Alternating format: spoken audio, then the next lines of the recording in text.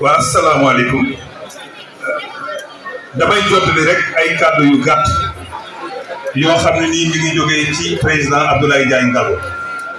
ndax comme yàlla dafa dogaloon Serigne Abdoul Aziz Al Amin moo sosoon daara ji am ci yéene bokkoon na ci ay yéeneem internat bi ñu taxawu ko ba mu sotti yàlla dogal na tey jii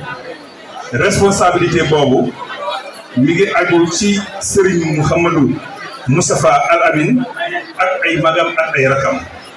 ca bu ñuy lim ay magam ak ay rakam dañ ciy boole Abdoulaye Ndiaye Ngalgou moo tax mu ni Serigne Modou Gueye dafa wax léegi ni mbiri Serigne Abdoul Aziz Al Amin bërigo la ci mbartal boo tegee sa loxo mu dem boo tegul sa loxo mu dem waaye nag teg sa loxo moo gën a wóor moo tax Abdoulaye Ndiaye Ngalgou teg na loxoom nee na suba bu soobee suñu borom jël na 20 tonnes ciment ak 1 million de francs teg ko ci loxo Serigne Mouhamadou Moustapha Al Amin pour que liggéey bi mën a commencer te nee na aussi Serigne bi nga xam ni tàmbali rek la yaag moom ba liggéey bi yegg ñu jox liggéey bi jël ko teg ko ci loxo xale yi comme na ko góor gi bëggee woon asalaamaaleykum wa rahmatullah ngir mu jëm ca kanam nee na ñoom xam nañu Serigne Abdoul Aziz Al Amin lépp lu mu tàmbali mbaamu yéene ko bërigo la ko taxaw ci kaw mbartal laal mu dem laalul mu dem te ñoom dañoo bëgg ca barke ba moo tax ñu ñëw ci bis bi jëf ci lii ñu di jëf di ñaanal ñi fi nekk ñëpp ñi ko taxawu ñi ko saytu ba bis bi toll fii mu toll ak ñi nga xam ne ñoom la ko sëriñ bi dénkoon dinañ dégg ci suñu nattangoo yi nga xamante ni làkk yenuy wax donte dégguñu ko xam nañ ni ci mbégte lañu ko waxee li ñu ci misaaleel sunu xarit sunu mbokk kii nga xamante ni di Xalifa Lo toog li nu ko jóor doy na sëkk ñëpp yëpp mu yóbbaale géew ñëpp kon yal na yàlla bokk fay ñëpp fayal nu leen Serigne Moustapha yal na yàlla yàggal la suturaal la mënal la Serigne Mbaye Lo nee na dafa bëgg nee na soxna Zeynabou Gaye Touré mii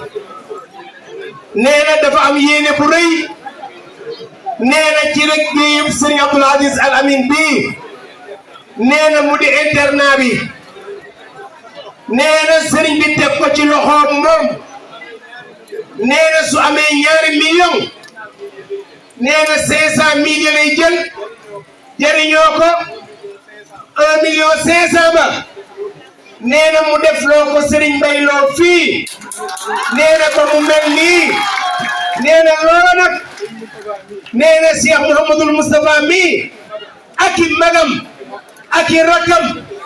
nee na ñoom day bëgg nañu mu yegg nee na Ajaratu Zeynab mii nee na ci dund góor gi